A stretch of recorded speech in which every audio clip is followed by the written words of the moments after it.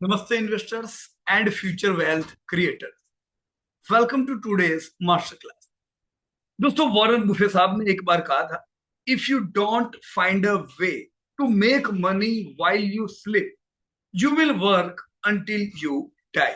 और आज हम जिस सेक्टर की बात करने वाले हैं दोस्तों, वो सोते हुए, जागते हुए और यहां तक कि मार्केट क्रैश होते हुए भी पैसा बनाता है। राइट? तो क्या होगा दोस्तों? आज हम डीप डाइव करेंगे इंडिया के लाइफ इंश्योरेंस सेक्टर में। दोस्तों, एक ऐसी इंडस्ट्री जो लगती बोरिंग है पर जिसके रिटर्न हाईली एक्साइटिंग होते हैं। तो चलिए दोस्तों, बिना देरी के शुरू करते हैं इस इंडस्ट्री का ओवरव्यू।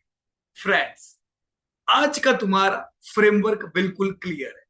हम एक टॉप डाउन अप्रोच यूज करेंगे, यानी पहले हम ग्लोबल मैक्रो इकोनॉमी का बड़ा पिक्चर समझेंगे, फिर इंडिया के सेक्टर पॉलिसी पर आएंगे, फिर कॉम्पिटिटिव लैंडस्केप देखेंगे और एंड में आप हम समझेंगे अल्फा वर्डिक्ट, यानी वो हाई कन्विक्शन स्टॉक जो आपके पोर्टफोलियो का इंजन बन सकता है। पर तब अगर ये इंडस्ट्री फेवरेबल है इंडिया, तो हम पहले देखेंगे कि क्या ये इंडस्ट्री फेवरेबल है कि नहीं है, ग्रोथ देगी। अगर हाँ, तो फिर हम अल्फा वर्डिक्ट ढूंढेंगे। राइट दोस्तों, चलिए, तो इसे कहते हैं द मैक्रो इकोनॉमिक प्लम्बिंग।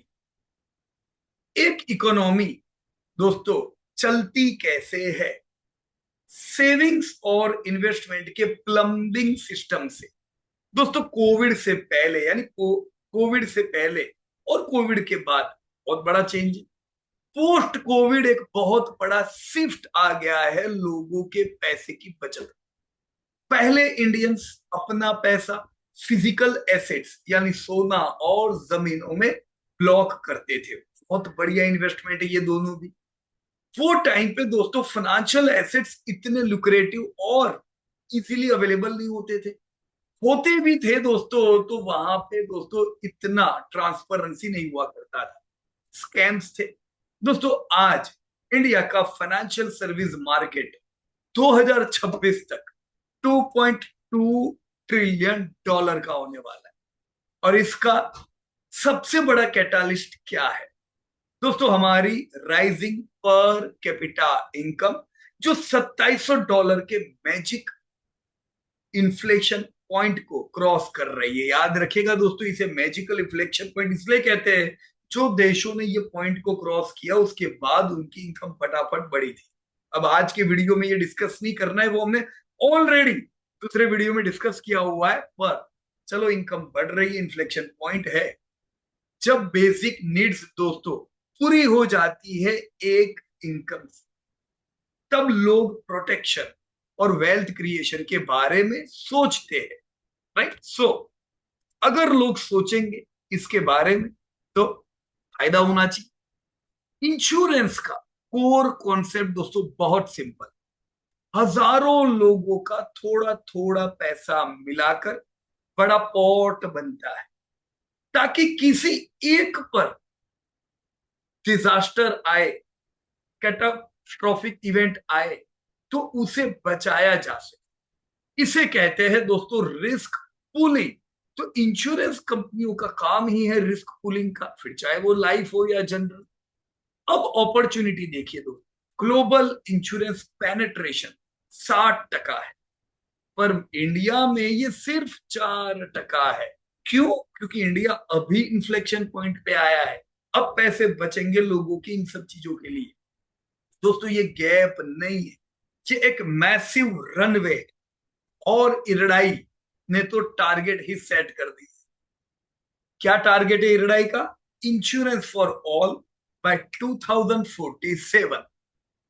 सरकारी टेलविंड्स, सरकारी पॉलिसीज आपके दोस्तों सेल्स में हवा भर रही है। राइट? तो चलो, अभी हम देखेंगे लाइफ इंश्योरेंस का इंजन। फ्रेंड्स, वैसे इंडिया का लाइफ इंश्योरेंस मार्केट 156.2 बिलियन का पावर इंजन है। अंदाजा लगाइए दोस्तों, 156.2 बिलियन, यानी ये दोस्तों कितना बड़ा। इसीलिए इसकी जो कंपनी है वो बड़ा टर्नओवर भी करती है, राइट। इसके तीन मेन पिलर है। पहला, मोर्टालिटी प्रोटेक्शन, जिसे हम टर्म प्लान कहते हैं, जहां पे 80% से ज्यादा प्रोटेक्शन गैप है आज इंडिया में, और हाई मार्जिन दोस्तों यहाँ पे मिलते हैं। सेकंड, वेल्थ क्रिएशन, ट्यूलिप्स और एंडोमेंट प्लान, जो टैक्स भी बचाते हैं और लॉन्ग टर्म सेविंग भी देते हैं। तीसरा, रिटायरमेंट प्लानिंग, एन्युइटीज, जो आपके बुढ़ापे का सहारा है। और इन सबको बेचने के सबसे स्मार्ट तरीके क्या है? बैंक एश्योरेंस कहते हैं। अपने ही पेरेंट बैंक के ब्रांचेस के थ्रू इंश्योरेंस बेचो, no extra cost, pure distribution magic. दोस्तों ये तीन वो पावर इंजन है जो इंश्योरेंस के बिजनेस को दोस्तों और बढ़ा रहे हैं, राइट। अब इंडिया के दोस्तों अभी हमने तीन पिलर तो देखे, अब हम दोस्तों ग्लोबल फुटप्रिंट्स देखेंगे, दुनिया में क्या चल रहा है। अब आता है वॉरेन बुफे का सबसे फेवरेट वर्ड, और वो क्या है? Float, right. फ्लोट क्या है? तो इंश्योरेंस कंपनीज आपसे प्रीमियम आज लेती और क्लेम सालों बाद पे करती। इस बीच के टाइम में वो इस फ्री पैसे यानी फ्लोट पैसे कैपिटल मार्केट, डेब्ट सिक्योरिटीज, हाउसिंग फाइनेंस वगैरह वगैरह में इन्वेस्ट करके मैसिव रिटर्न्स जनरेट करते हैं।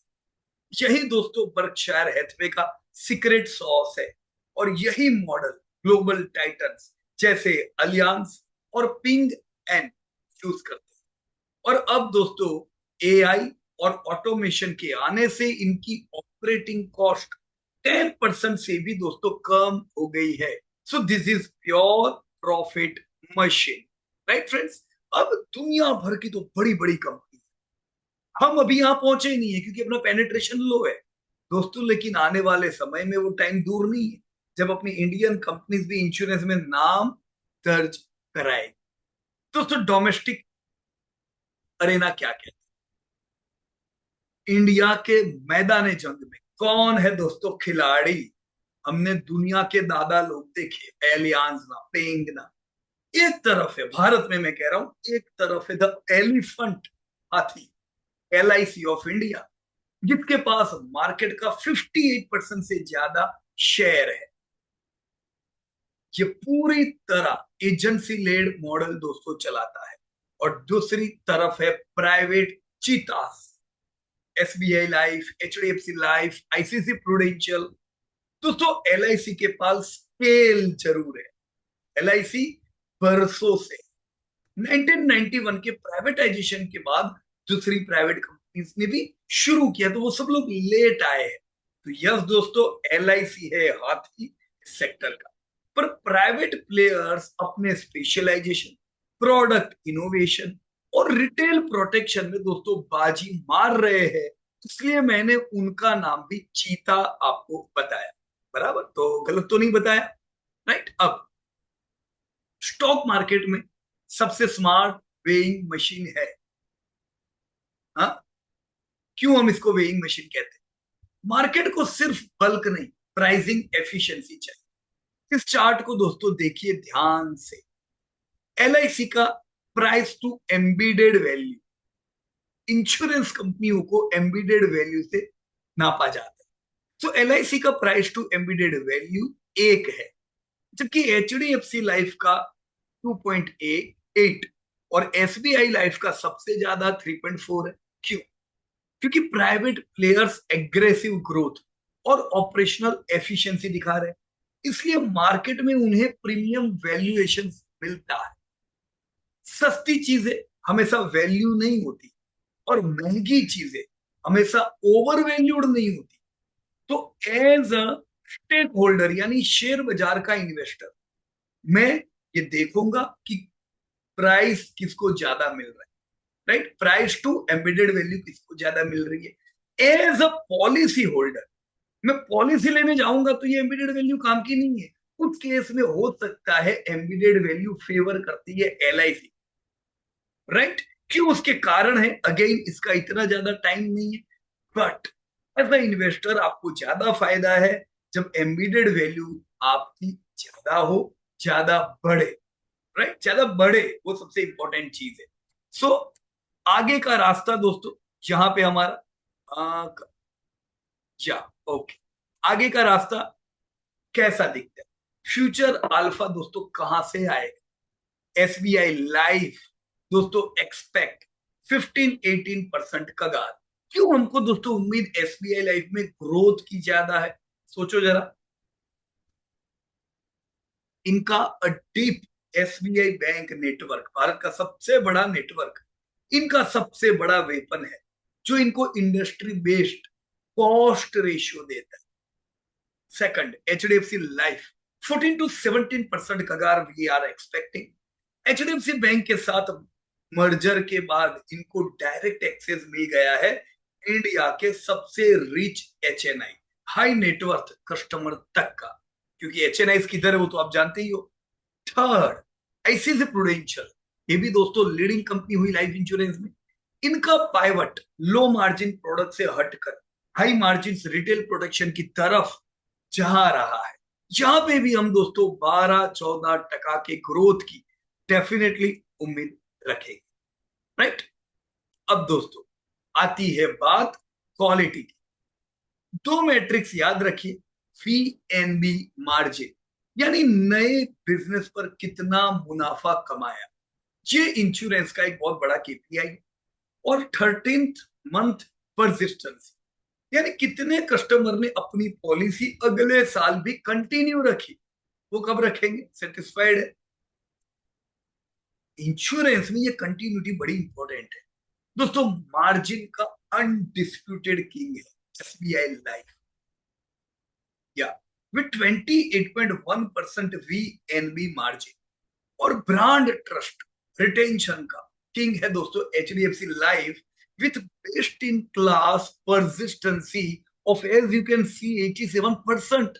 कस्टमर इनके पास आकर टीक जाता है, राइट। सो दोस्तों इन्वेस्टर होने के नाते एक सवाल हमेशा आना चाहिए, क्या मेरे पास पैसा, मेरा पैसा सेफ है। दोस्तों रेगुलेटर मिनिमम 150% की सॉल्वेंसी रेशियो मांगता है, पर हमारे टॉप प्लेयर्स देखिए, ICICI prudential with a very strong solvency 227, LIC 190, SBI 196, HDFC 194%, सब के सब हैवीली ओवर कैपिटलाइज्ड है, और इन पर डेप्ट जीरो से निग्लिजिबल होता है। ये डेप्ट लेके करेंगे क्या, आयरन क्लेड फंडामेंटल सेफ्टी है ये दो, आप आराम से चैन की नींद सो सकते हैं। यहां पे मैं एक और चीज बता दूं दोस्तों, रिसेंटली कुछ चेंजेस जो सेबी ने किए हैं, इसके तहत अब इन सारी कंपनियों को ज्यादा सोलवेंसी मेंटेन करनी पड़ेगी, जिसके कारण सोलवेंसी तो उतनी ही है, पर जो गिनती होती है उस गिनती के आधारित अब इन कंपनियों की सोलवेंसी डिक्रीज होगी। अभी जैसे एचडीएफसी लाइफ का रिजल्ट आया, उनकी भी दोस्तों सोलवेंसी काफी रिड्यूस हुई है, 150 से तो ऊपर ही है। पर इन कंपनियों को बताना एक भी वी आर ऑल्सो गुड, तो ये लोग 150 पे तो रहेंगे ही नहीं ना। इसीलिए एचडीएफसी बैंक को 1000 करोड़ लगाना पड़ा इन एचडीएफसी लाइफ। तो ये जरा चैलेंजिंग टाइम है, क्योंकि जब पैसे लगाने पड़े ऐसे समय पे दोस्तों आपका स्टेक थोड़ा डाइल्यूट होता है, जिसकी वजह से शेयर करेक्ट होता है। उसका मतलब ये हुआ कि इंश्योरेंस कंपनीज के लिए ये थोड़ा फेवरेबल टाइम नहीं, शेयर टूटे होंगे। इसके बाद 1000 करोड़ का नया निवेश ये चारों चार कर सकते, इसमें से कोई इनकेपेबल नहीं। एलआईसी कर सकता है, एसबीआई, एचडीएफसी, आईसीआईसी कर पाएगा, लेकिन दोस्तों जो वो आखिर के छोड़ की कंपनियां हैं उनको कितना झटका लगेगा, वहां पे दोस्तों थोड़ी दिक्कत आ सकती है, मार्जिन हमारे कम हो सकती है। इसीलिए दोस्तों पहले से बेटर में रहो, राइट। तो ये सॉल्वेंसी रेशियो चेंज हो जाएगा, बराबर है, बट स्टिल आने से पहले भी हमको पता चला जो है उससे बढ़िया ही है ये सब लोगों का, ऑलराइट। सो नाउ अब हम क्या देखेंगे दोस्तों, इस पूरे डायग्नोस्टिक मैट्रिक का समरी क्या है। स्केल, प्रॉफिटेबिलिटी, रिटेंशन और रिस्क प्रोफाइल को अगर हम एक साथ देखें तो क्लियर विजुअल सिंथेसिस निकल कर आती है एसबीआई लाइफ और एचडीएफसी लाइफ, क्योंकि इनके पास मार्जिन एक्सपांशन और स्केलेबल डिस्ट्रीब्यूशन का सबसे ऑप्टिमल बैलेंस है। तो मैं टीयर 1 में एसबीआई और एचडीएफसी लाइफ को रखूंगा। Yes, ICICI prudential also come at tier 2, वो भी बहुत अच्छी कंपनी है अच्छे पेरेंटेज के साथ, right. We have been investing in at least SBI bank since long time, यहां पे नहीं किया हमने, राइट। पर हमें मानना पड़ेगा कि SBI life is HDFC bank of insurance undisputed winner in massive scale. 1,31,000 crore का एनबीपी प्रीमियम्स जो इनके पास आ रहे हैं साल के, इंडस्ट्री लीडिंग 28.1% मार्जिन, और इंडिया के दोस्तों सेमी अर्बन और रूरल ग्रोथ को कैप्चर करने के लिए बेस्ट पोजीशन। ये आपके पोर्टफोलियो का दोस्तों रिलायबल कंपाउंडर हुआ, राइट और रॉन्ग। अब हम आते हैं दोस्तों हमारी नंबर 2 एग्रेसिव कंपनी, और वो कौन है? HDFC life insurance. अगर आपको एक high margin premium growth engine चाहिए तो ये आपके लिए है दोस्तों। इनका सिनर्जी मोड एचडीएफसी बैंक के एचएनआई के साथ अनबिटेबल है, और इनकी 87% परसिस्टेंसी इनके स्ट्रॉन्ग ब्रांड इक्विटी का सबूत है।